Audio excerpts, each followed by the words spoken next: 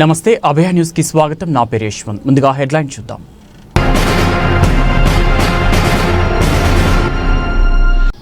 Spa సెంటర్లో YCP నేత రాసలీలలు అదుపులోకి తీసుకున్న విజయవాడ పోలీసులు. జగన్ ప్రభుత్వంలో రాష్ట్ర ఎస్టీ కమిషన్ సభ్యుడిగా నియామకం.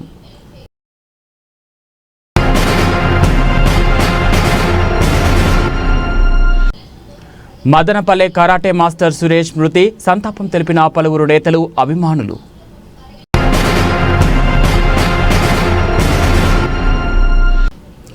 వైసీపీ నాయకుడి నూతన షోరూం ప్రారంభం. మదనపల్లి నియోజకవర్గ సమన్వయకర్త నిసార్ అహ్మద్ చే ప్రారంభోత్సవం.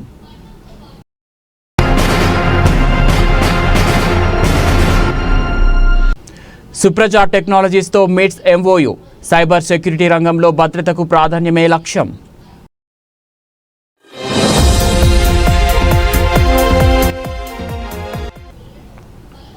సైబర్ సెక్యూరిటీ రంగంలో పారిశ్రామిక విద్యా సహకారాన్ని పెంపొందించడానికి Madanapalle institute of technology and science కళాశాల విజయవాడకు చెందిన సుప్రజ టెక్నాలజీస్ ప్రైవేట్ లిమిటెడ్ కంపెనీతో అవగాహన ఒప్పందం కుదుర్చుకుంది. సిఎస్ఈ సైబర్ సెక్యూరిటీ విద్యార్థులకు ఆచరణాత్మక శిక్షణ, ఇంటర్న్షిప్లతో పాటు వాస్తవ ప్రపంచ సైబర్ సెక్యూరిటీ సవాళ్లకు ఎదుర్కొనేందుకు శిక్షణ అందించడం ఈ ఒప్పంద లక్ష్యంగా vice principal doctor P Ramanathan పేర్కొన్నారు.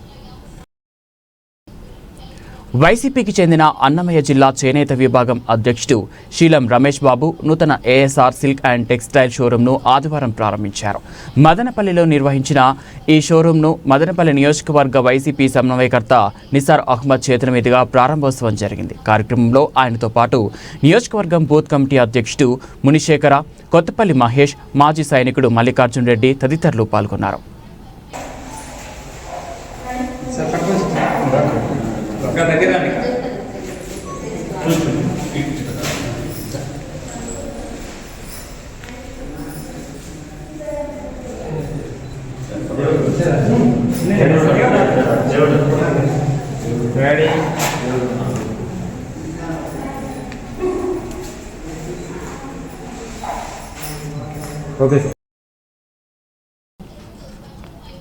మదనపల్లి పట్టణంలో ప్రముఖ కరాటే మాస్టర్గా పేరుగాంచిన సీనియర్ పాత్రికేయులు డాక్టర్ ఏఆర్ సురేష్ ఆకస్మికంగా మరణించారు.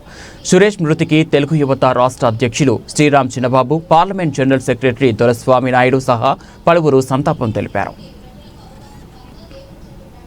వైసీపీ నాయకుడి వ్యభిచార గుట్టును విజయవాడ పోలీసులు రట్టు చేశారు. వైసీపీ గిరిజన సంఘం వ్యవస్థాపక అధ్యక్షుడు శంకర్ నాయక్ విజయవాడలోని ఓ మసాజ్ సెంటర్లో వ్యభిచారం చేస్తూ ఆదివారం పోలీసులకు పట్టుబడ్డాడు.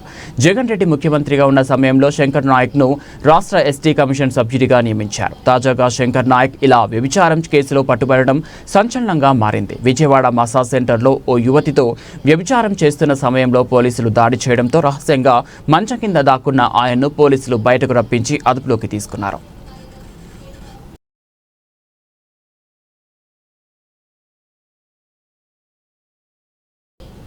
ఇవి బులెటిన్ అప్డేట్స్. మరో బులెటిన్లో మళ్ళీ కలుద్దాం. అభయ న్యూస్ ను సబ్స్క్రైబ్ చేసుకోండి, లైక్ చేయండి, షేర్ చేయండి, కామెంట్ చేయండి.